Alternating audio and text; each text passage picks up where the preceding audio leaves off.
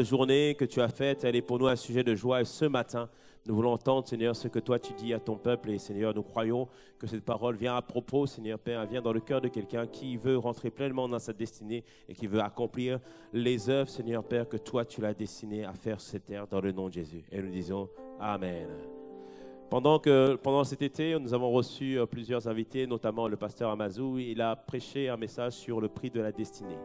Et ce matin, je voudrais rebondir encore sur ce message et te dire, mon frère, ma soeur, que tu as une destinée. Dis-moi un bon amen à ça. Tu as une destinée. La Bible nous dit ceci en Proverbe 16:4, que Dieu a fait toutes choses pour un but. Tu as été fait pour un but. Tu as été fait pour une destinée. Dis-moi un bon amen à cela.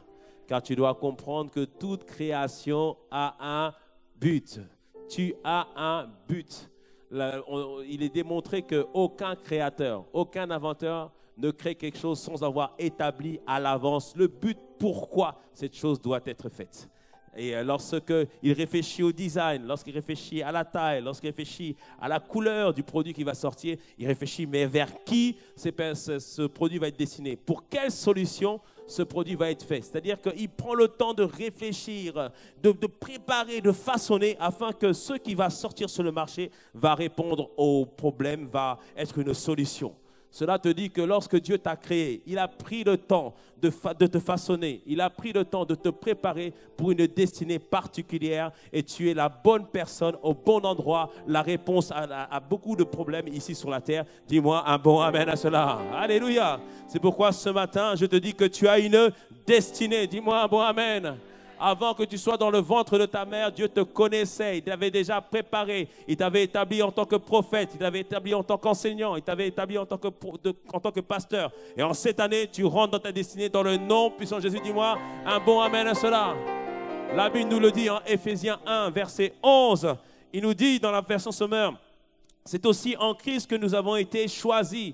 Tu as été choisi, dis-moi un bon amen. Tu as été choisi pour lui appartenir. Peut-être qu'ici, sur la terre, on t'a rejeté, mais Dieu, lui, il t'a choisi. Il t'a mis à part pour lui appartenir. Et il nous dit ceci, il nous dit conformément à ce qu'avait fixé celui qui met en œuvre toutes choses, selon l'intention qui aspire sa décision. C'est-à-dire que s'il t'a choisi, c'est qu'il a un plan précieux pour toi. S'il a permis que tu sois sur la terre, c'est qu'il a un plan précieux pour toi. Il a une intention pour toi. Dis-moi un bon amen à cela.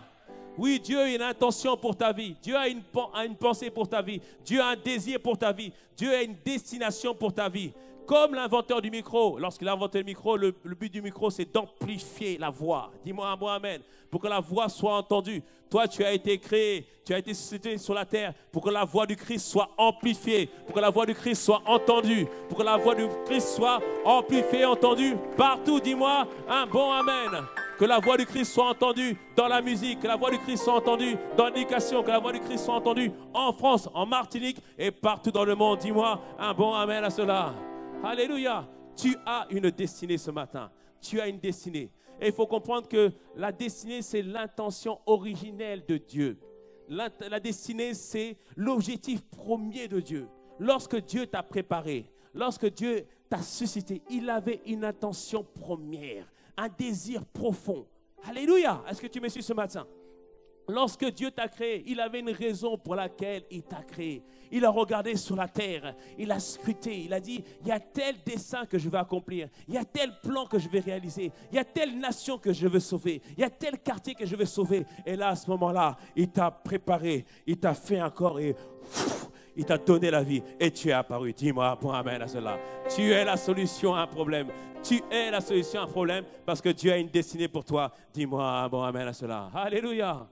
Et ce que j'aime avec les inventeurs, lorsqu'ils créent un produit, ils s'assurent que le produit remplisse toutes les caractéristiques pour qu'il puisse remplir entièrement ce pourquoi ils ont été faits. Ce piano, avant de sortir de la manufacture, on s'est assuré qu'il va supporter le poids des doigts. On s'est assuré qu'il va faire tout ce pourquoi il a été fait. Si ce piano ne joue pas la musique, ce n'est plus un piano, il ne sert plus à rien. De la même manière, si tu es sur la terre, c'est que tu es équipé, préparé pour accomplir les desseins que Dieu a préparés pour toi. Dis-moi un bon amen à cela. Alléluia. Et ce que j'aime avec Dieu, c'est qu'il dit que lorsqu'il commence une œuvre dans la vie de quelqu'un, il l'amène à son plein accomplissement. Il ne s'arrête pas en route, il va jusqu'au bout. Il ne s'arrête pas en route, il va jusqu'au bout. Ce qu'il a commencé dans ta vie, il le terminera dans le nom de Jésus. Ce qu'il a commencé dans ta vie, il le terminera dans le nom de Jésus.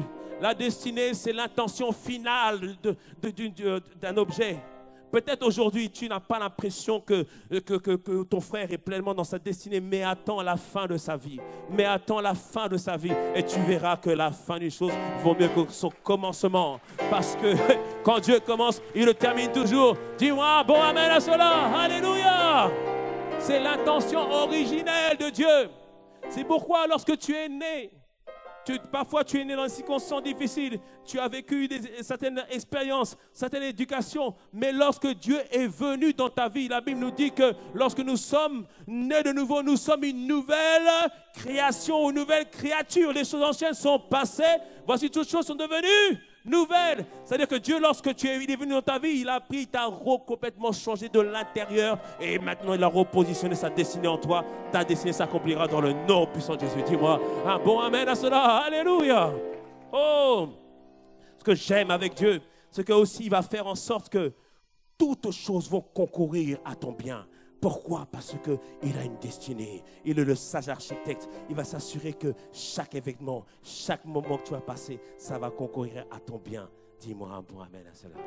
Alléluia. Tu as une destinée.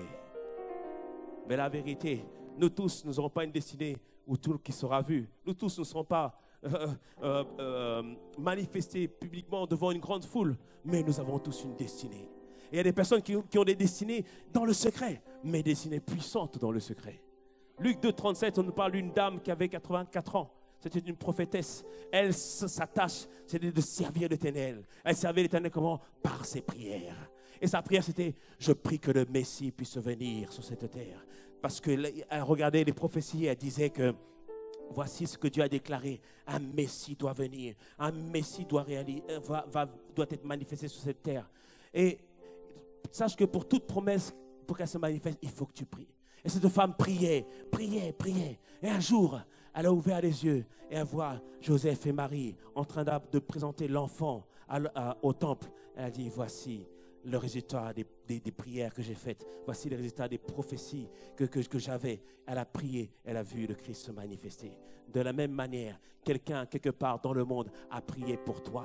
Il a dit, Seigneur, je m'attends à ce que tu puisses manifester quelqu'un pour être une solution, pour être une lumière sur cette terre. Quelqu'un qui va apporter une différence, quelqu'un qui va changer les situations. Et à ce moment-là, Dieu t'a manifesté. Oh, dis-moi un bon amen à cela. Dis-moi un bon amen. Oh là là, on a une destinée. Mais bien que nous avons une destinée, la vérité, la destinée n'est pas toujours connue. Parfois, on ne connaît pas sa destinée. Et lorsqu'on ne connaît pas sa destinée, il y a parfois des abus, il y a des erreurs que nous faisons. Il y a aux États-Unis une femme, elle a lavé son chat et elle voulait sécher son chat. Donc, elle a ouvert le four à micro-ondes. Elle a mis son chat dans le four à micro-ondes. Elle a mis une certaine température. Elle a appuyé Start dans le four à micro-ondes. Je ne te dis pas l'état du chat à la fin. Et à ce moment-là, elle s'est plainte. Elle a attaqué la société qui faisait le four à micro-ondes. Elle a dit hey, vous n'avez pas écrit sur la notice qu'il ne faut pas mettre le chat dans le four à micro-ondes. Donc maintenant, il précise avant d'utiliser cet objet, veuillez lire la notice. Quand on ne connaît pas sa destinée, parfois on fait des erreurs. Parfois on fait des choses qui ne sont pas bonnes.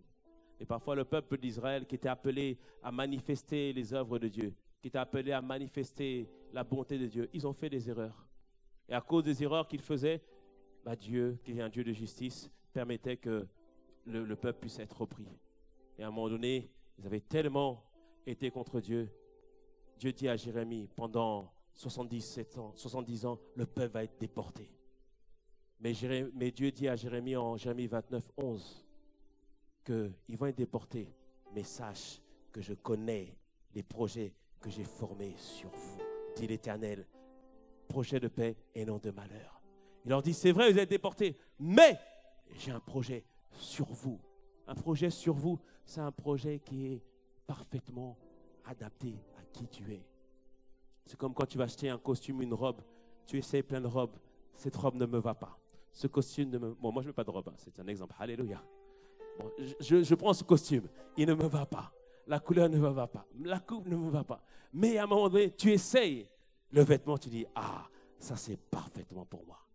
Ça c'est ce qui arrive lorsque tu trouves ta destinée. Tu as essayé telle chose, tu dis, non, ça ne me plaisait pas. Telle chose ne me plaisait pas. Mais à un moment donné, quand la destinée vient, tu dis, voilà, j'ai été créé pour ça. C'est ça les projets qu'il a fait sur toi. Dis-moi un bon amen à cela. Dis-moi un bon amen. Dieu disait à Jérémie, c'est vrai que le peuple s'est éloigné. Mais il dit la suite du verset, il leur dit que j'ai un projet pour eux. Il leur dit la suite du verset de Jérémie 29 au verset 12. Il leur dit, vous m'invoquerez et vous partirez. Vous me prierez et je vous exaucerai. Vous me chercherez et vous me trouverez. Et si vous me cherchez de tout votre cœur. Il disait à Jérémie, c'est vrai que vous avez péché, c'est vrai que vous avez déporté, mais si seulement vous tournez vers moi et que vous cherchez de tout votre cœur, la destinée que j'ai pour vous, le projet que j'ai pour vous va s'accomplir, va se réaliser. Mes intentions n'ont pas changé, mais maintenant, tournez-vous vers moi, alors j'accomplirai mes plans pour vous. Les intentions de Dieu n'ont pas changé pour ta vie. Le projet de Dieu pour ta vie n'a pas changé. Tourne-toi vers de lui de tout ton cœur. Et alors tu verras, ta destinée va s'accomplir. Ta destinée va se réaliser. Dis-moi un bon amen à cela. Alléluia. Il dit, tourne-toi vers moi afin que je te montre ta destinée. Tourne-toi vers moi afin que je te montre ce pourquoi tu es établi sur la terre. Alléluia. Parce que quand on ne connaît pas sa destinée, comme j'ai dit, les abus sont inévitables. Un abus, c'est une mauvaise utilisation d'une chose, comme cette femme qui a voulu sécher son chat dans le four à micro-ondes. Mais parfois, quand on ne connaît pas sa destinée, on peut mal utiliser son potentiel. Mon frère, si tu as cette voix bien grave, ce n'est pas pour séduire les filles, non. C'est pour proclamer l'évangile. Dis-moi un bon amen. C'est pour proclamer l'évangile dans le nom de Jésus. Dis-moi un bon amen à ça. Oh ma soeur, tu es belle comme le soleil. Dis-moi un bon amen. Mais si tu es belle, ce n'est pas pour... Salut les gars, bonjour, tout ça. C'est pas pour ça. C'est par ta beauté que tu amènes les gens à Jésus-Christ. Dis-moi bon amen. Alléluia. Alléluia. Quand on ne connaît pas le but pourquoi on a été créé, on fait une mauvaise situation de son potentiel ou de notre temps. Et l'apôtre Paul nous avertit en Éphésiens 5, verset 16. Il nous dit, rachetez le temps, car les jours sont mauvais. Rachetez le temps, parce qu'il vient un moment sur cette terre, en Europe, là, dans cette saison, où les jours vont être mauvais. C'est-à-dire qu'il y aura la persécution. Comme on l'a dit tout à l'heure dans les écoles, ils votent des lois qui sont contraires aux principes du royaume. Partout, des fois, on va te donner maintenant, te dire un choix. Alors, est-ce que tu choisis Jésus ou tu choisis nous? Si tu choisis Jésus, on te vire du travail. Tu vas devoir te positionner, car les jours sont mauvais. Il me dit, rachetez le temps. C'est-à-dire que plus que jamais, il faut que tu fasses un bon usage de ton temps. Plus que jamais, il faut que tu fasses un bon usage de ton temps. En Éphésiens 5, 16, juste avant ou après, je pense. Ça après, vas-y après. Après encore. Ok, non, c'est dans la version sommaire. Même version sommaire, il dit verset 16, au lieu de racheter le temps, il dit, mettez à profit les occasions qui se présentent à vous, car nous vivons des jours mauvais. Il dit, mets à profit ta vie, parce que nous sommes dans des jours mauvais. Mettre à profit sa vie, c'est-à-dire qu'il faut que tu vives ta vie avec la conscience que tu as une destinée. Il faut que tu vives ta vie avec la conscience que Dieu a un plan pour toi. Il faut que tu vives ta vie avec la conscience que Dieu est en train d'agir dans ta vie. On voit Joseph, il avait reçu en songe, tu seras élevé devant tes parents, devant tes frères. Et Joseph, quand ses frères ont vu ça, ils l'ont jalousé. On dit, allez, on va le tuer. Ils l'ont mis dans le puits. Finalement, ils ont dit, on va peut-être pas le tuer. On va le vendre en tant qu'esclave. Ils l'ont vendu en tant qu'esclave. Il était en tant qu'esclave en Égypte, dans la maison de Potiphar. Mais dans la maison de Potiphar, il gardait en tête qu'il avait une destinée, que Dieu avait un plan pour lui. Et à un moment donné, la femme de Potiphar a vu Joseph et Joseph, il dit non, je n'aime pas me compromettre parce que je sais que Dieu a un plan pour moi. Il a une vie pour moi. Dans tout ce que tu fais, réalise, comprends que Dieu a un plan pour toi. Dieu a une destinée pour toi. Dieu a des plans pour toi. Par moments, ça va être difficile. Par moments, ça va être compliqué. Mais comprends que Dieu a un plan pour toi. Dieu a un projet pour toi. Dis-moi un bon amen. Alléluia. Dis-moi un bon amen. Et ce que j'aime avec Dieu, ce sont des plans de paix et non de malheur. Des plans de paix et non de malheur. C'est-à-dire que quand tu rentres dans ce que Dieu est pour toi, il a pour toi, même si c'est difficile, même si c'est compliqué, tu dis, je sais que Dieu est capable. Je sais que Dieu est là. Quand tu rentres dans ta destinée, les gens parfois te diront, mais est-ce que tu es sûr vraiment que c'est ta destinée? Tu diras, je sais que je sais que je sais, parce que je sais. Dis-moi pour amen à cela. Alléluia. Que tu rentres dans ta destinée dans le nom de Jésus. J'ai dit que tu rentres dans ta destinée dans le nom puissant de Jésus. Dis-moi un bon amen à cela. Alléluia. Mais la vérité, qui connaît notre destinée à ton avis? Qui connaît notre destinée? C'est Dieu. C'est pour ça que dans le verset de Jérémie 29, il nous dit, cherche-moi de tout ton cœur. Je te montrerai les plans que tu ne connais pas. Cherche-moi de tout ton cœur. Invoque-moi. Je te montrerai les choses cachées que tu ne connais pas. Ces choses cachées, elles sont cachées où? En toi, à l'intérieur de ton cœur. Dieu a déposé en toi une destinée. Dieu a déposé en toi un plan, un projet. Comment savoir à quoi je suis appelé? Invoque le Seigneur. Cherche-le. Demande-le. Il te révélera ce à quoi tu es appelé. Est-ce que tu me suis ce soir? Amen, ce matin. On voit dans la parole de Dieu que Dieu révèle les destinées. Dis-moi un bon amen. Parfois, il révèle les destinées aux parents. On le voit avec la mère de Samson. Un ange lui est apparu en Juge 13, verset 5. Un ange lui dit, tu vas devenir enceinte et tu enfanteras un fils. Le hasard ne passera point sur sa tête parce que cet enfant sera consacré à Dieu dès le ventre de sa mère et ce sera lui qui commencera à délivrer Israël de la main des Philistins. Sa mère avait reçu cette instruction de la part de Dieu. L'enfant qui est au-dedans de toi va être celui qui va délivrer le peuple. Alléluia. On le voit aussi avec Jésus. Lorsque Marie allait être enceinte, un ange est venu lui dire, tu seras enceinte et l'enfant que tu vas porter, ce sera le fils du Dieu très haut.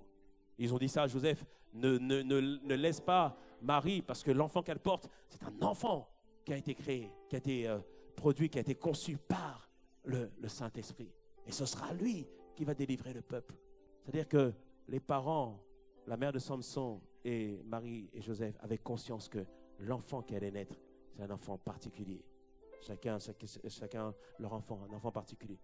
Et en tant que parents, on doit demander à Dieu de nous révéler la destinée de nos enfants. Dis-moi un bon amen. Afin que nous puissions les orienter, afin que nous puissions les guider, afin que nous puissions faire des choix en adéquation avec leur destinée. Alléluia. Dieu révèle la destinée lorsque tu pries, lorsque tu le cherches de tout ton cœur. Mais Dieu révèle aussi la destinée aussi parfois par des songes. On l'a vu tout à l'heure, j'en ai parlé tout à l'heure, c'est dans Genèse 37, 38 et 39, avec Joseph qui, dans un songe, a vu que lui, il s'élevait au-dessus de son père et de sa mère. Il s'est dit, certainement, Dieu veut m'élever. Mais la vérité, ce n'était pas ça que Dieu voulait faire dans sa vie. Lorsque Dieu te donne un songe, demande l'interprétation. Dieu a utilisé le fait que Joseph soit élevé, non pas juste pour l'élever, mais pour être une source de bénédiction pour sa famille. Amen. La destinée que Dieu a pour toi, ce n'est pas juste une destinée pour dire « Ah, c'est moi, I am the king of the world ». Non, c'est une destinée pour être une source de bénédiction. Il disait à Abraham, je rendrai ton nom grand et tu seras une source de bénédiction. Tu es une source de bénédiction. Tu es une source de bénédiction. Tu es une source de bénédiction. Tu es une source de bénédiction. Dis-moi un bon amen à cela. Alléluia. Donc quand je prie, je dis Seigneur, je veux être une source de bénédiction. Je veux que tu puisses m'utiliser afin que tes desseins puissent s'accomplir. Et là, il te révélera ce à quoi il t'appelle. Est-ce que tu me suis?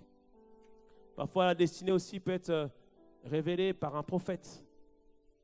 Peut être révélée par un pasteur, par ton pasteur ou par un supérieur.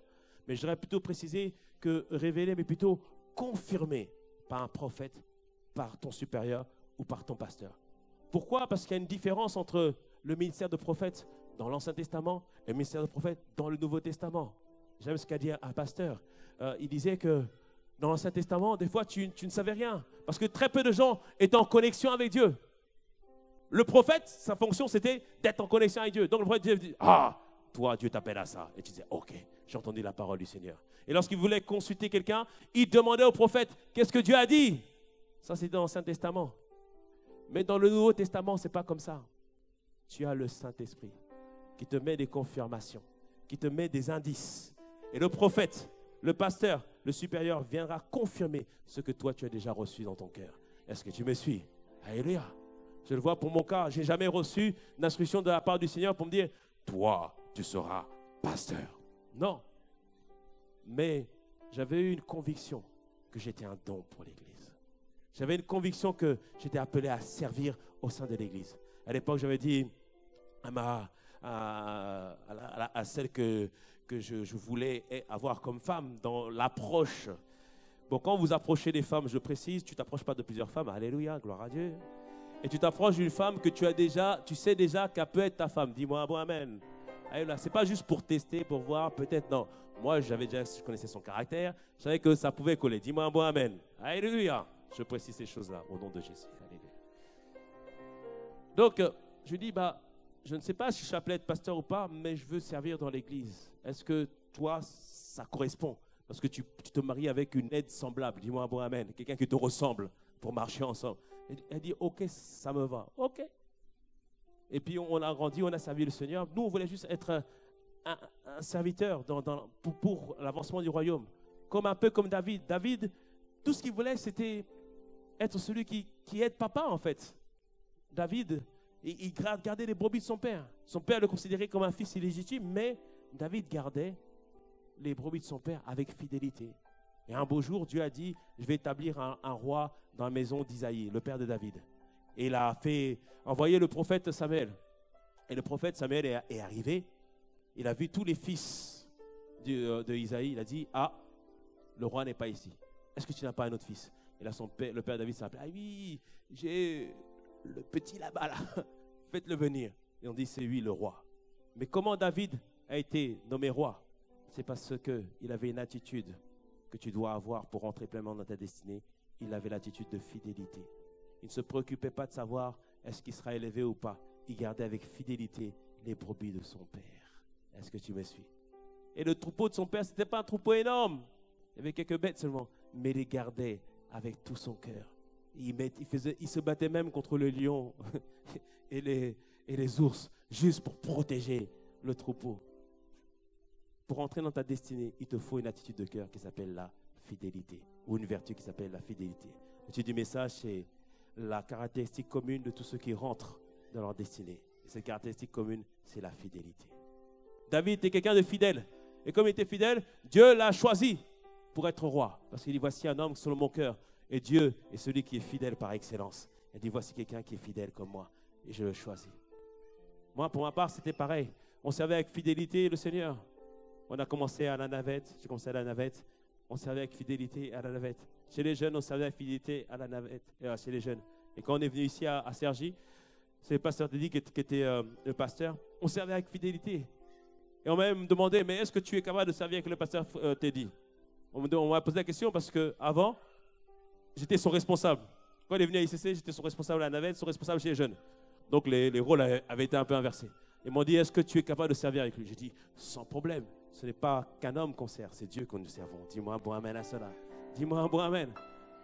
Et alors qu'on servait avec fidélité, j'avais même repris le ministère des jeunes ici. Et puis à un moment donné, en août 2012, on est tranquillement en vacances avec mon épouse. On reçoit un coup de fil. Il me dit, du pasteur te dit, alors comment ça va? Je dis, oui, ça va bien. Et toi? Oui, ça va très bien. J'ai une nouvelle à t'apprendre. Je pars sur Cotonou. Ah bon, tu pars sur Cotonou? Qu'est-ce qui se passe? Et après, il me fait, écoute, j'ai pensé à ce que tu puisses reprendre la charge pastorale. Et là, j'ai dit, non. Il dit, laisse-moi prier seulement pour ça. Laisse-moi prier pour ça. Et là, c'est des prières, du Seigneur, vraiment, est-ce que c'est ta volonté ou pas, quoi? Amen. Mais on a accepté. Pourquoi on a accepté? Parce qu'on avait déjà eu la conviction qu'on devait être un don pour l'Église. Dis-moi un bon amen. Une parole avait été déjà donnée dans notre cœur. Est-ce que tu me suis ou pas? Amen. Amen.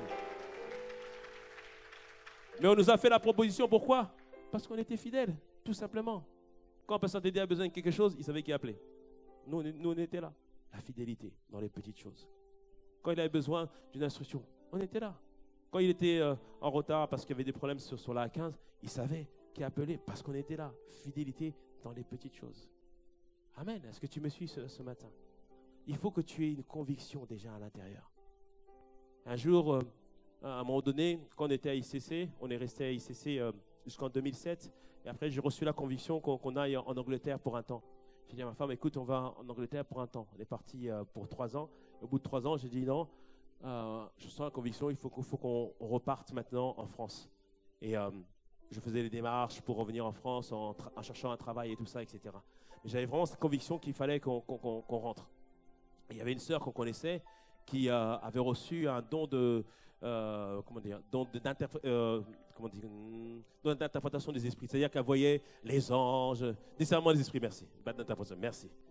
Discernement des esprits. Et elle voyait les anges, elle voyait les démons, tout ça. Donc, wow, tu disais, wow, elle a les yeux ouverts, quoi, tu vois. Et à un moment donné, donc, je suis sur Paris, donc en train de faire mes démarches. Après, je vais pour rentrer à Londres. Elle me dit, tiens, mais je la rencontre. Elle dit, ah, tiens, je t'accompagne et tout ça. Mais tiens, qu'est-ce que tu fais là et tout ça? Je dis, non, je suis venu sur Paris, je vais des choses à faire et tout ça. Elle dit, ah bon, ok. Et puis elle reçoit comme ça, ah, tu es venu pour chercher un travail? Ah, j'ai dit, mince. Pourquoi elle a reçu ça? Et après, elle me fait, oh, mais Mateta, je t'avais dit que Dieu m'avait révélé qu'il faut absolument que tu restes à Londres. Si tu viens ici, tout sera fermé pour toi. Vous ne trouvez pas de boulot, ce sera compliqué, tout ça. Et après, elle me prend comme ça. Elle dit, mon fils, je te dis, reste en Angleterre. Ok. Donc, j'ai pris le train, Eurostar. J'ai croisé mes jambes comme ça. Je fais comme ça. Je fais comme ça. Oh. J'ai prié. Je dis, Seigneur, j'ai absolument pas la conviction qu'il faut que je l'écoute. Et je n'ai pas écouté. J'écoutais la conviction que j'avais de revenir. Amen. Si je n'avais pas eu cette conviction, on ne serait peut-être pas là aujourd'hui. Amen. C'est-à-dire que quand on te donne une parole, elle vient confirmer ce que toi tu as déjà reçu dans ton cœur. Amen. Elle vient déjà confirmer ce que tu as déjà reçu dans ton cœur. Et si quelqu'un vient te dire, ah, j'ai reçu que ton mari, c'est un tel. Si tu n'as rien reçu, tu dis nada, rien du tout. Tu dis non. Pourquoi je te dis, fais comme ça? Parce que si tu dis rien, la nuit là, il n'y a rien qui va venir et tu vas voir le frère. Non, c'est à cause de la parole que tu as reçue au départ. Alléluia, tu me suis ou pas? Tu me suis ou pas? Ça qui dit, vous m'invoquerez. Je vous montrerai les choses que vous ne connaissez pas. Il y a des choses qu'il a mis déjà en toi et qu'il veut te révéler. Amen. Et tu dois le chercher. Mais toujours en voulant être une source de bénédiction. Amen. Est-ce que tu me suis ou pas ce matin? Oh, tu vas rentrer dans ta destinée dans le nom de Jésus. Tu vas rentrer dans ta destinée dans le nom de Jésus. Dis-moi un bon amen. Alléluia. Par la prière, tu dis au Seigneur, révèle-moi ce que tu as pour moi. Révèle-moi tes plans. Révèle-moi tes projets. Et comme tu vas voir qu'avec Dieu, ça va petit à petit. Dieu, c'est quelqu'un qui nous connaît. Il sait que s'il te dit, tu seras l'évangéliste qui parlera à 10 000 personnes, l'envie que tu vas dire, pasteur, laisse-moi prendre le micro tout de suite. Il nous connaît. Il connaît ce qu'il y a dans notre cœur. Donc c'est pour ça qu'il va te faire passer par différentes étapes. Luc 16, versets 10 à 11. Luc 16, versets 10 à 11. Les différentes étapes par lesquelles il va te faire passer, c'est de faire en sorte que ta fidélité soit augmentée et que tu sois préparé pour ta destinée. Alléluia. Il dit, Luc 16, versets 10 à 11. Ici, quelqu'un est fidèle dans les petites choses, dans la version sommaire. Si quelqu'un est fidèle dans les petites choses, on peut aussi lui faire confiance pour ce qui est grand. Mais celui qui n'est pas fidèle dans les petites choses ne l'est pas non plus pour ce qui est important. Si donc vous n'avez pas été fidèle dans la gestion des richesses injustes, qui vous confiera les véritables? Et si vous n'avez pas été fidèle dans tout ce qui est à autrui, qui vous donnera ce qui est à vous? Pour rentrer dans ta destinée et pour te préparer, il va faire en sorte que tu deviennes de quelqu'un de fidèle. Lorsque la Bible parle de quelqu'un de fidèle, on parle d'abord des fidèles, les croyants, mais on parle aussi de quelqu'un qui prend soin de tout ce qu'on lui donne, de quelqu'un qui est digne de confiance, de quelqu'un sur qui on peut s'appuyer. Le premier domaine que Dieu va tester dans ta vie, c'est est-ce que tu es fidèle dans les petites choses. Quand tu as prié, Seigneur, révèle-moi ma destinée. Oui, papa, révèle-moi ta destinée. Il va te donner juste des pensées. Tiens, regarde, il semble que la maison soit sale. Ça, il te dit, va t'occuper de la maison du Seigneur en nettoyant. Et va regarder, est-ce que tu es fidèle dans ces petites choses-là lorsque tu nettoies? Est-ce que tu me suis ou pas? Lorsque tu vas démontrer ta fidélité dans les petites choses, comme nettoyer, alors là, il va te dire maintenant, on va te passer à un autre stade. Amen. On voit avec Joseph. Joseph, je l'ai dit, il avait eu cette vision d'être élevé. Il arrive dans la maison de Potiphar chez l'Égyptien. Au début, il vient comme tout esclave qui commence en bas de l'échelle. On dit, tu vas nettoyer les toilettes. Mais ce qui fait la différence avec Joseph, c'est que lorsqu'il nettoyait les toilettes, tu n'avais même pas envie de rien faire. Lorsque tu es dans la maison du Seigneur, tu commenceras toujours à faire des choses simples, mais fais-le de tout ton cœur, de manière à ce que ce soit excellent. Quelle que soit la petite chose que Dieu te met à cœur, fais en sorte que lorsqu'on voit, on regarde, on dit « Waouh !» Est-ce que tu me suis ou pas? Est-ce que tu me suis ou pas? Et Joseph faisait en sorte que tout ce qu'il faisait, il le faisait de manière excellente. Quand on te donne à faire quelque chose, fais le kilomètre de plus. Le kilomètre de plus, c'est-à-dire que lorsqu'on t'a dit « Fais la chose en 2 heures », toi tu l'as fait en 1h30 de manière excellente. Lorsqu'on t'a dit « Fais-moi un tableau qui va résumer toutes les différentes activités », toi tu viens, tu mets graphique, tu mets visuel, tu mets des beaux tableaux, tu fais le kilomètre de plus. Tu le fais de manière excellente. C'est ce qui s'appelle être diligent. Est-ce que tu me suis ou pas? Et à force que Joseph fasse ça, dans les petites choses qu'on lui donnait de faire, au fur et à mesure, son responsable lui a confié de plus grandes. Dans Genèse 39, verset 5, la Bible nous dit ceci. Dès que Potiphar, lui, établit sur sa maison, parce que Joseph avait progressé, Joseph avait montré la fidélité sur les petites choses, il dit, et sur tout ce qu'il possédait, l'Éternel bénit la maison de l'Égyptien à cause de Joseph, et la bénédiction de l'Éternel fut sur tout ce qui lui appartenait, soit à la maison, soit au champ. Il abandonna aux mains de Joseph tout ce qui lui appartenait, et il n'avait avec lui d'autre soin que de celui de prendre sa nourriture. Il disait ici, dans ce passage, il dit que Joseph a été tellement fidèle dans les petites choses qu'au fur et à mesure, on lui a confié de plus grandes, jusqu'à ce que Potiphar lui confie toute sa maison. Et je vais te dire ce matin, ton niveau de bénédiction et d'élévation est en fonction de ton niveau de fidélité. Si tu es fidèle dans les petites choses, Dieu te donnera des plus grandes. Amen. Quand tu reçois une parole du Seigneur, est-ce que tu es fidèle à la parole que tu as reçue? Si tu es fidèle, Dieu te donnera des paroles encore plus grandes. Est-ce que tu me suis ou pas? Alléluia. Ta destinée, Dieu te conduira pas à pas, au fur et à mesure, pour faire en sorte que quand tu es fidèle dans les petites choses, Dieu te donnera les plus grandes. Parfois, certains disent, pasteur, je veux rentrer dans ma destinée. Ma destinée est prédicateur. Alléluia, gloire à Dieu. Amen. Dis-moi avec moi, amen. Ok, est-ce que tu peux commencer à prendre soin d'une personne? Prêcher à une personne? Prendre soin d'une personne? Ah non, je ne comprends pas pourquoi on me teste. Non, mais commence par les petites choses, on te donnera des choses plus importantes. Amen. Dieu le fera toujours comme ça. Il te montre des petites choses et il regarde ta fidélité sur les petites choses pour te confier des plus grandes. Est-ce que tu me suis? Amen. Jésus nous le dit encore, Matthieu 24, versets 45 à 51. Il dit, « Quel est le serviteur fidèle et sensé à qui le maître a confié le soin de veiller sur l'ensemble de ce personnel, pour qu'il distribue à chacun sa nourriture au moment voulu ?» Il prend l'exemple qu'il y a un maître qui confie à son serviteur la tâche de donner de la nourriture au serviteur. Il dit, heureux ce serviteur que le maître à son retour trouvera en train d'agir comme il le lui a demandé. Il dit, vraiment, je vous l'assure, son maître lui confiera l'administration de tout ce qu'il possède. Jésus disait que celui on lui a confié juste le fait de donner la nourriture, si le maître vient, il voit qu'il le fait bien, alors le maître va lui donner encore plus.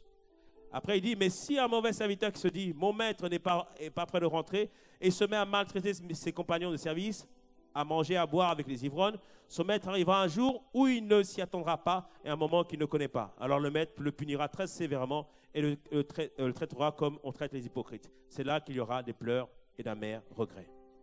Il disait ici que le maître, s'il le voit travailler fidèlement, il va le donner plus. Mais si le maître le voit en train de rien faire, alors là, il va le retirer. Il va le traiter comme un hypocrite. Et il dit, c'est là qu'il y aura des pleurs et d'amers regrets.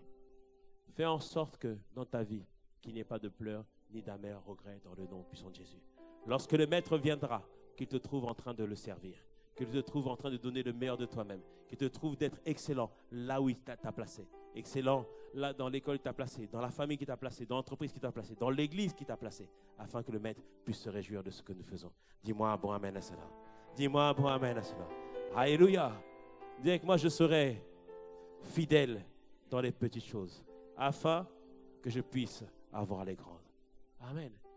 Toujours dans ta destinée, Dieu te testera sur les petites choses afin que tu aies les grandes. Alléluia. Ensuite, dans Luc 16, toujours, verset 11, il nous dit, si donc vous n'avez pas été fidèle dans la gestion des richesses injustes, qui vous confiera les véritables? On voit ici, il nous parle de richesses injustes et de richesses véritables. Lorsqu'il parle des richesses véritables, il nous parle par exemple de la dimension où nous manifestons la vie de Dieu dans toute sa plénitude. Par exemple, le véritable, lui, quand il joue au piano, le véritable n'est pas qu'il joue au piano, mais que le véritable, c'est que la gloire de Dieu descende lorsqu'il joue au piano. Est-ce que tu me suis ou pas? Amen, c'est ce qu'on veut, n'est-ce pas? Alléluia. Le véritable, c'est que si tu es appelé à la prédication, c'est que lorsque tu prends la parole, c'est qu'on puisse dire « Waouh, Dieu est en train de me parler. » Alléluia. Et Dieu est en train de te parler. Dis-moi « Amen. » Ça, c'est le véritable. Mais pour arriver à cela, Dieu nous dit qu'on doit être fidèle dans les richesses injustes. Les richesses injustes, c'est les dons et les capacités humaines que nous devons travailler. C'est les habiletés humaines que nous devons acquérir. Pour qu'il puisse être quelqu'un où la gloire de Dieu va descendre, il doit apprendre à jouer au piano. Parce que s'il ne sait pas jouer au piano, peut-être que l'onction peut le saisir une fois en passant, il peut jouer, mais continuellement, non, ça ne marche pas comme ça. Il va devoir travailler le piano, passer du temps à jouer au piano pour arriver à être un pianiste bon selon le monde et après pour être un pianiste loin selon Dieu. Est-ce que tu me suis ou pas?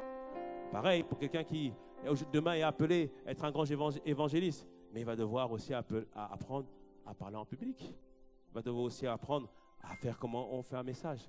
Ce sont des choses humaines, mais tu dois le faire. Alléluia. De la même manière, quel domaine dans lequel tu veux agir, tu vas devoir travailler. Demain, Dieu t'appelle à être le médecin qui va faire toute la différence dans le monde. Dis-moi un bon amen. Alléluia. Il y avait un médecin aux États-Unis qui était un des premiers à faire les chirurgies pour séparer les siamois. C'est un chrétien. Mais pour arriver à cela, il a dû aller étudier à l'école de médecine. Et Dieu nous appelle à être fidèles dans la richesse injuste, être excellent dans les choses humaines. Ne pas dire, Seigneur, je prie. L'onction va venir. Oui, l'onction va venir, mais elle vient pour amplifier ce que toi, humainement, tu as fait. Amen. C'est pourquoi il faut travailler. C'est pourquoi il faut se former. C'est pourquoi il faut faire en sorte que nous puissions progresser. Amen. Et moi, j'aime bien dire que les richesses injustes sont catégorisées dans plusieurs catégories que j'appelle Isaac. Isaac, I pour l'intelligence ou la compréhension ou la sagesse. S pour la santé. A pour l'argent. A pour l'aptitude. C pour la connaissance. Donc Isaac. Donc je commence par la fin. C pour la connaissance. Dieu nous dit que nous devons être fidèles en richesse juste dans la connaissance. Formons-nous. Documentons-nous. Prenons des documents. Il y a des informations sur Internet qui sont là. Prenons cette connaissance. Dans le proverbe, il dit avec tout ce que tu possèdes, acquiert l'instruction. C'est-à-dire que des fois, une part de notre argent, c'est pour se former. Dis-moi un bon amen à cela. Pour que ta vie change, tu dois te former. C'est ça la connaissance. Il dit aussi, le deuxième A, c'est les aptitudes. Aptitude, c'est savoir faire de nouvelles choses. Chaque année, apprendre de nouvelles choses. Qui a voulu plusieurs fois apprendre le piano? Qui a voulu apprendre? Nous sommes nombreux. Qui l'a fait? Il y en a peu qui l'ont fait. Lui, il a dit un petit peu, j'ai essayé 2-3 gammes, et puis après, je sais rien. Mais le but, c'est qu'on puisse avoir de nombreuses aptitudes. Amen. Amen. C'est-à-dire que chaque jour, je me forme, chaque jour, je le fais. Vous me voyez, je fais plusieurs aptitudes. Je sais un peu jouer au piano, on essaie d'un peu chanter parfois, mais on fait plusieurs aptitudes. Mais pourquoi? Parce que tout ce que Dieu me donnait de faire, je le faisais. Et en fait, tout combiné, ça fait que tu es la personne destinée, la personne qu'il faut pour cette saison-là. Est-ce que tu me suis ou pas? Alléluia. Tout ce que Dieu te donne à faire, fais-le dans le nom de Jésus. Tout ce qui t'inspire à faire, fais-le. Tu ne sais pas demain à quoi ça va servir. Alléluia. Est-ce que tu me suis? Le premier A, c'était pour argent. Nous tous, nous aspirons à être une source de bénédiction pour le Seigneur, n'est-ce pas? Mais avant que qu'on ait les finances pour promouvoir des grandes institutions, promouvoir des orphelinats, Dieu nous demande d'apprendre à gérer nos budgets. Alléluia. C'est ça la richesse injuste. Ça commence par là. Avant que Dieu puisse multiplier nos finances, il faut qu'il y ait de l'ordre dans nos finances. Donc nous devons apprendre les rudiments du budget, comment bien gérer, comment faire en sorte que nous ne dépensions pas trop. Ça, ce sont les richesses injustes. Au mois de septembre ou d'octobre, je ferai une soirée spéciale gestion du budget, du célibat au couple. Alléluia. Alléluia. Assurément, il faut une différence dans ce niveau. Ça fait partie des choses qu'on doit maîtriser afin que Dieu puisse nous utiliser pour être des grandes sources de bénédiction. Après, le S, c'est la santé. Pourquoi la santé? Parce qu'on sait que Dieu, c'est le Dieu de la guérison, n'est-ce pas? Amen. Mais notre santé, c'est notre responsabilité. C'est à nous de faire attention à ce que nous mangeons. C'est à nous de faire en sorte qu'on fait du sport. C'est à nous de faire attention à tout ce que nous buvons. C'est notre responsabilité. Amen. Dieu est le Dieu de la guérison, mais prendre soin de notre corps, c'est à nous de le faire. Alléluia. Ça fait partie des richesses injustes. Et après, I, c'est l'intelligence. C'est la sagesse qu'on doit demander, qu'on doit acquérir pour pouvoir prendre les bonnes décisions au bon moment et à chaque situation, trouver rapidement la solution. Amen. Quand tu te prépares comme ça, il y a un moment donné où Dieu va te donner une opportunité où ça va être le temps de l'élévation. C'est ce qui est arrivé avec David.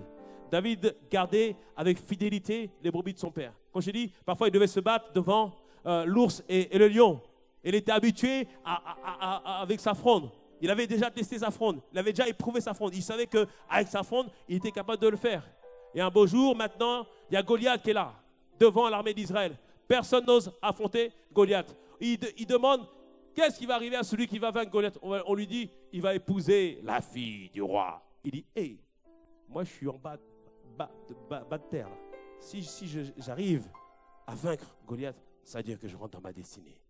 Et David a pris sa fronde et il a vaincu Goliath. Ces expériences passées ont fait en sorte que le moment où l'opportunité de rentrer dans sa destinée est arrivée et qu'il a pu rentrer dans sa destinée. Dis-moi un bon amen à cela. Alléluia.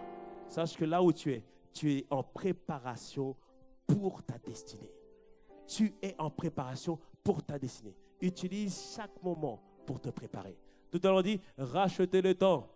À l'époque, il y avait un sketch des Inconnus qui disait, hé Manu, est-ce que tu descends? Pourquoi faire? Je ne sais pas, descends. Tu te rappelles, hein? Bon, les gens ne connaissent pas. Alléluia, nous on est, hein? Alléluia. Que ceux qui connaissent disent un bon amen. Mais cela te montrait en fait l'attitude où tu viens pour simplement tuer le temps. On ne tue pas le temps, c'est le temps qui peut te tuer, mais il ne te tuera pas dans le nom de Jésus.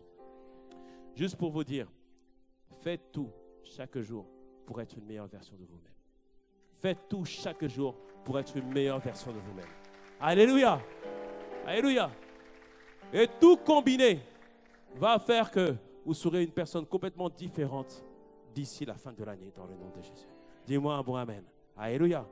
Donc, la vérité qu'on doit dire ici, c'est votre niveau de bénédiction et d'élévation est en fonction de votre niveau de bénédiction et d'élévation est fonction, c'est-à-dire dépend de votre capacité à vous former et à acquérir de la compétence. Alléluia. Votre niveau de bénédiction et d'élévation est fonction, c'est-à-dire dépend de votre capacité à vous former et à acquérir de la compétence. Que tu sois élevé dans le nom de Jésus. Dis-moi un bon amen à cela. Alléluia. Et il y a une autre étape que Dieu va te conduire avant de te mettre dans ton couloir, dans ta destinée. Et c'est dans Luc 16 toujours, Luc 16 verset 12, il nous dit, si vous n'avez pas été fidèle dans la gestion du bien d'autrui, qui vous donnera celui qui est à vous, qui vous est personnellement destiné? Ici, il nous dit, pour acquérir, obtenir ce qui est à toi, ce qui est à toi, c'est la vie qui est à toi. Tu vas devoir servir auprès de quelqu'un qui est déjà dans le domaine dans lequel tu es. Et tu vas devoir servir fidèlement auprès de lui afin qu'il puisse réussir. Par exemple, tu es appelé dans une entreprise de montage vidéo. Tu vas travailler dans une société de montage vidéo et faire en sorte que le patron réussisse. Et un jour, Dieu te donnera ce qui est à toi. Est-ce que tu me suis ou pas? On voit avec David, je dis que Dieu l'avait oint roi. Mais il y avait Saül qui était déjà roi. Et la Bible nous montre que David a servi fidèlement le roi Saül. Le roi Saül lui disait, va tuer tant de Philistins. Il disait, ok, j'y vais. Il dit, tue-moi 100 Philistins. Il n'en tuait pas 100, il en tuait 200. Ça disait, il faisait le kilomètre de plus. Le roi l'envoyait faire la guerre. Il allait faire la guerre. À chaque fois, il donnait le kilomètre de plus. Mais à chaque fois que les gens voulaient acclamer David, dire, wow, David, c'est toi qui as fait ça. Il disait, non, non, non. La gloire, la victoire, elle est pour Saül, elle est pour mon responsable. Pour que Dieu puisse t'élever, il faut que tu fasses en sorte que tu travailles auprès de quelqu'un et que tu fasses en sorte que ces personnes puissent être élevées. Est-ce que tu me suis ou pas? Dans mon cas, en tant que pasteur, j'ai servi auprès de pasteur Teddy. J'aurais pu me dire, mais non, on se connaît. En plus, il est plus jeune que moi. On se connaît. Non, j'ai considéré comme un pasteur, l'aider à accomplir son ministère, à faire avancer l'Église. Et au temps marqué, bah Dieu dit maintenant, ce qui est à toi t'est donné. Amen. Alléluia. Acclame le Seigneur. Amen.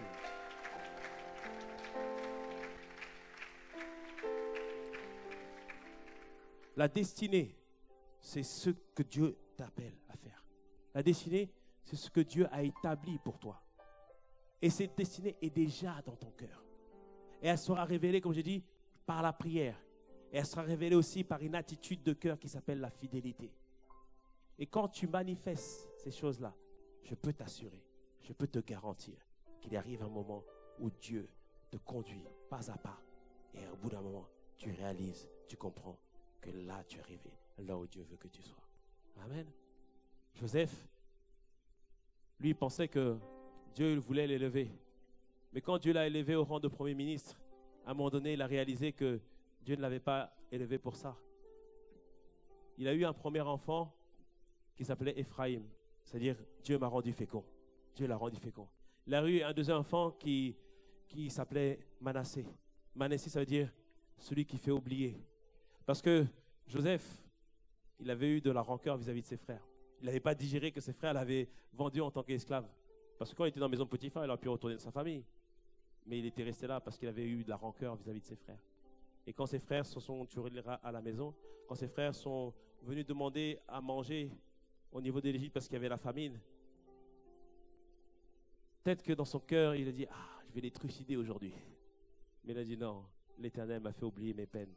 Et alors que ses frères avaient peur que Joseph les tue, il a dit, non, ce que vous avez fait qui a voulu pour mon mal, Dieu l'a rendu pour le bien.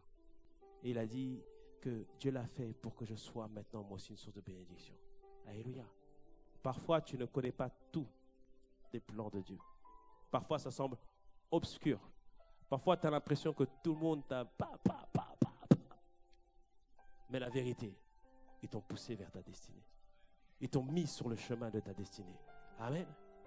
Ce qui a fait la différence, c'est la fidélité dans la vie de Joseph et l'attitude de ne jamais garder dans son cœur aucune amertume. Dieu t'a fait peut-être passer par des situations difficiles. Tu te poses la question, mais pourquoi je suis passé par là? Pourquoi j'ai subi tout ça? Tu as subi tout ça, Dieu ne l'a pas voulu. Mais il a fait de toi un témoignage vivant qu'il est possible de se relever après avoir été abusé. Il est possible de se relever après avoir été violenté. Il est possible de se relever après avoir tout perdu. Il a fait de toi un message véritablement. Alléluia! Il a fait de toi un message. Alors, ce matin, relève la tête, mon frère. Relève la tête, ma sœur, car tu as véritablement une destinée avec le Seigneur. Alléluia! Tu seras une source de bénédiction pour ta génération dans le nom de Jésus. Tu seras une source de bénédiction dans le nom puissant de Jésus. Acclame le Seigneur. Acclame le Seigneur. Acclame le Seigneur. Oh, merci Seigneur pour ta grâce, pour ta fidélité. Amen.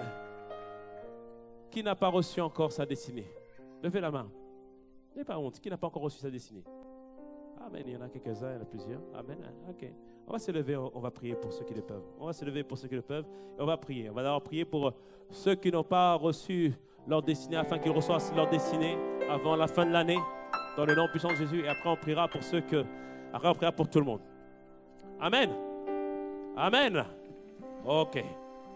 Si tu as déjà reçu ta destinée, tu vas prier pour ton voisin qui n'a pas reçu sa destinée.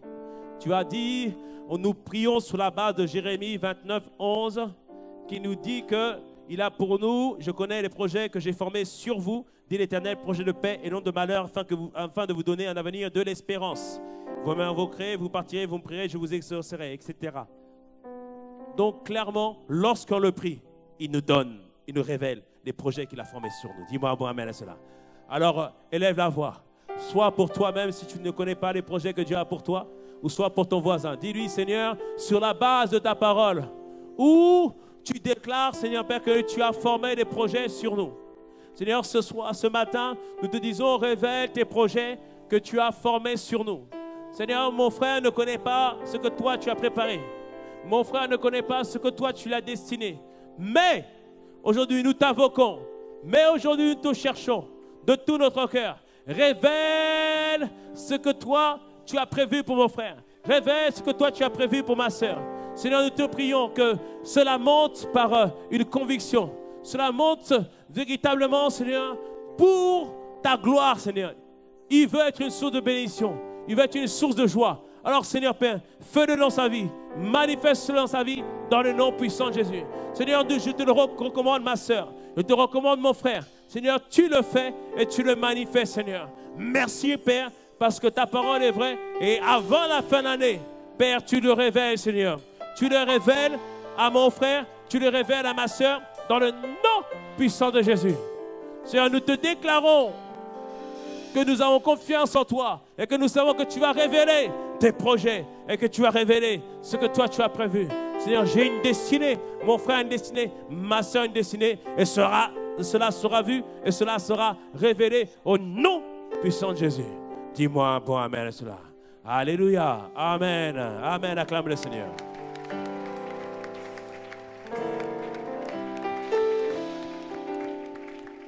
Avant qu'on fasse une autre prière, je voudrais juste qu'on incline la tête.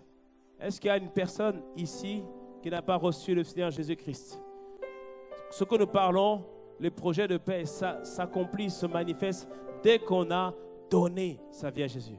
C'est-à-dire que dès qu'on lui a laissé prendre les rênes de notre vie. Et ce matin, tu as essayé longtemps de marcher sans Jésus. Est-ce que ça ne vaut pas le coup d'essayer Jésus? Tu as essayé beaucoup de choses. Il dit ici, j'ai pour toi des projets de paix et non de malheur, pour te donner un avenir et une espérance. L'avenir te parle de la vie que tu as menée ici, et l'espérance te parle de la vie que tu as menée après, parce qu'après cette vie, il y a une vie, et le Seigneur veut que tu sois auprès de lui pour l'éternité. Donc ce matin, est-ce qu'il y a quelqu'un qui veut recevoir le Seigneur Jésus-Christ en tant que Seigneur et Sauveur? Si c'est ton cas ce matin, lève simplement la main là où tu te trouves. Est-ce qu'il y a quelqu'un qui veut recevoir le Seigneur Jésus-Christ ce matin, en tant que Seigneur et Sauveur ce matin? Amen. Je vois une main levée. Je sens qu'il y a encore, amen, une deuxième main. Je sens qu'il y a encore d'autres personnes qui veulent recevoir le Seigneur Jésus-Christ en tant que Seigneur et Sauveur. Est-ce qu'il y a d'autres personnes ce matin? Alléluia. Seigneur, merci. Merci, Seigneur. Merci pour ta grâce. Les personnes qui ont levé la main, je vous demandais un pas de foi de plus, de sortir de rang et de venir devant. Parce que c'était Jésus-Christ, c'est croire et venir prier. Venez devant, les personnes qui ont levé la main. Est-ce qu'on peut acclamer le Seigneur? Venez devant, n'ayez pas honte. Les personnes qui ont accepté, qui veulent le Seigneur Jésus-Christ dans leur vie ce matin. Venez devant, venez devant. Oh, est-ce qu'on peut acclamer le Seigneur? Oh, on peut acclamer. Oh, merci Seigneur Jésus. Waouh! Merci Seigneur. Tournez-vous vers moi. Tournez-vous vers moi. Amen. Bienvenue dans la famille de Dieu. Bienvenue. Bienvenue. Amen. La Bible nous dit que pour citer Jésus, on croit, on le confesse de notre bouche. On va faire une prière. Je vais vous faire une prière, vous allez répéter après moi. Et après, je vais prier pour vous pour recommander à la grâce de Dieu. Et après, la sœur Christelle qui est derrière va juste se prendre 2 minutes pour prendre vos coordonnées parce qu'on veut vous accompagner et vous aider à grandir. Et la Bible nous dit, lorsque vous faites cette prière, votre nom est inscrit dans les livres de vie. Et nous, on veut prier pour vous cette semaine particulièrement. Est-ce qu'on peut connaître vos prénoms? Yann et Paul. Amen. Est-ce qu'on peut acclamer le Seigneur? Est-ce qu'on peut leur montrer la joie qu'il y a dans le ciel? Ça, c'est la joie qu'il y a dans le ciel pour vous. Waouh! On va prier avec eux. Vous allez répéter après moi. Seigneur Jésus, aujourd'hui, j'ai entendu ta voix m'appeler et me dire que j'ai une destinée. Aujourd'hui, je choisis de recommencer avec toi. Seigneur, merci parce que tes projets de paix s'accompliront dans ma vie. Car aujourd'hui, je te reçois en tant que Seigneur et Sauveur. Aujourd'hui, je comprends que tu as versé ton sang pour moi et pour mes péchés. À partir de ce jour, je suis une nouvelle personne. Au nom de Jésus. Amen. Amen. Gloire à Dieu. Je prie maintenant pour vous. Seigneur, merci pour nos frères, Seigneur, qui se sont avancés aujourd'hui. Ils t'ont reconnu en tant que Seigneur et Sauveur. Ils t'ont demandé que tu puisses conduire leur vie. Seigneur, nous l'avons vu. Ils t'invoqueront, Seigneur Père. Ils te chercheront de tout leur cœur et tu te révèles à eux, Seigneur. Que véritablement, que tu fasses une œuvre nouvelle dans leur vie, que tu manifestes tes grâces, Seigneur, dans leur vie. Fais-de des véritables disciples de Christ. Et merci encore, Père, pour tout ce que tu vas faire, pour tout ce que tu vas manifester au nom de Jésus. Amen. Est-ce qu'on peut acclamer le Seigneur? Amen. Suivez juste la sœur Christelaine. On va juste prendre vos coordonnées et après on va vous retourner à votre place. Amen. Acclamons le Seigneur. Amen. Maintenant, mets la main sur ton cœur ce matin. Mets la main sur ton cœur. Tu vas prier que Dieu mette en toi un fardeau. Un fardeau, c'est quelque chose, une pensée. Comme j'ai dit, il a déposé la destinée dans nos cœurs. Il va mettre en toi un fardeau, un désir qui ne va jamais s'éteindre dans le nom puissant de Jésus. Une passion qui ne va jamais s'éteindre dans le nom de Jésus. Certains, alors que nous allons prier, vous allez voir, vous allez entendre, vous allez sentir un lourd fardeau. Peut-être pour les orphelins, peut-être pour des gens qui sont dans le besoin. C'est là où Dieu t'appelle dans le nom puissant de Jésus.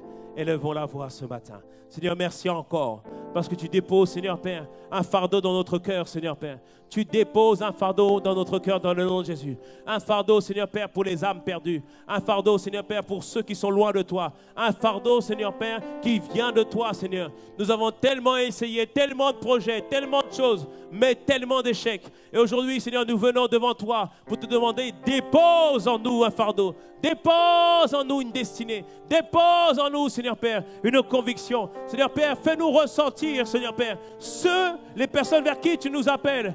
Devant l'autre Paul, tu as fait voir à Macédoine qui dit, sauve-nous. Et Seigneur, ce matin, nous te demandons, dépose un fardeau en mon frère, à ma soeur. Dépose un fardeau, Seigneur Père, pour ceux qui ont besoin de toi. Seigneur, tu nous as suscités, Seigneur, pour être des sources de bénédiction. Tu nous as suscités, Seigneur Père, pour être un instrument puissant entre tes mains. Et ce matin, nous te prions, dépose le fardeau en nous. Dépose, Seigneur Père, cette vision en nous. Dépose, Seigneur Père, cette conviction, cette révélation de la destinée dans le nom puissant de Jésus.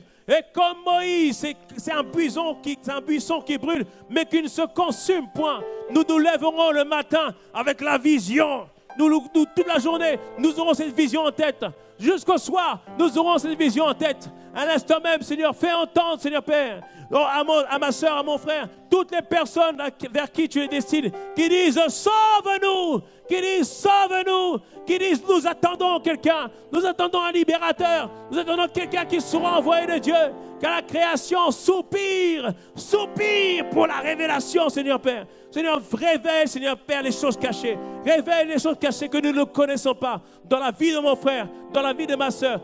Fais naître un fardeau ce matin. Fais naître un fardeau ce matin. Fais naître un fardeau ce matin. Fais naître un fardeau ce matin. Équipe-nous. Équipe-nous pour ce fardeau. Équipe-nous pour ce fardeau. Seigneur, nous pensons à l'Afrique. Nous pensons aux Antilles. Nous pensons à l'Europe.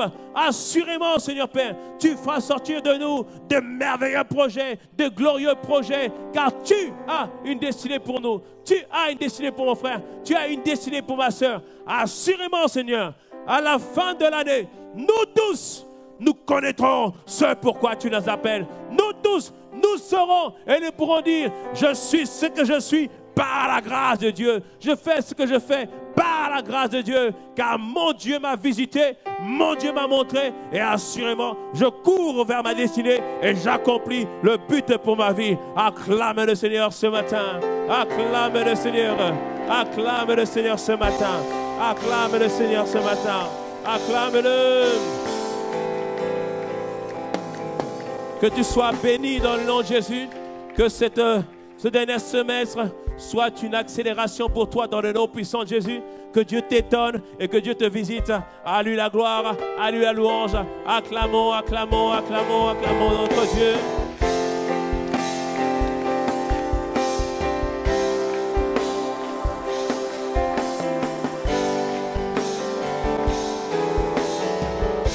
Alléluia, continuons d'acclamer le Seigneur pour sa parole et pour son serviteur. Amen. Merci Seigneur pour ta parole et pour le pasteur Mateta. Au nom de Jésus. Amen. Je vous prie de bien vouloir prendre place. Nous sommes arrivés à la fin de ce culte. Nous avons juste un rappel à vous communiquer. Nous rappelons simplement que nous avons notre atmosphère de gloire le vendredi 31 août, ici même au campus de Cergy, à partir de 19h30. C'est une atmosphère de gloire spéciale, rentrée scolaire. Donc, les parents, venez avec tous vos enfants afin que l'on puisse tous ensemble se recommander à la grâce de Dieu. Amen. Donc, nous avons pour habitude à Impact Centre Chrétien de recevoir toutes les personnes qui sont là pour la première fois pour célébrer le Seigneur avec nous. Est-ce que vous pouvez vous tenir debout, s'il vous plaît, afin que nous puissions honorer le Seigneur pour votre présence. Amen. Amen. Soyez les bienvenus. Soyez les bienvenus. Soyez les bienvenus. Soyez les bienvenus. Voilà. On est en train de vous remettre un petit fanion que vous allez hautement agiter. Ça nous permettra de diriger nos bénédictions vers vous et de vous repérer dans la foule. Et nous avons un cantique de bienvenue qui a été préparé pour vous. Et à la fin du culte, vous allez suivre le frère Serge qui est là, qui vous recevra autour d'une collation afin de vous présenter l'Église. Amen. Et de répondre à vos différentes questions. Amen. Alors, la famille Impact Centre Chrétien, est-ce que nous pouvons nous lever et célébrer le Seigneur pour nos bien-aimés? Amen.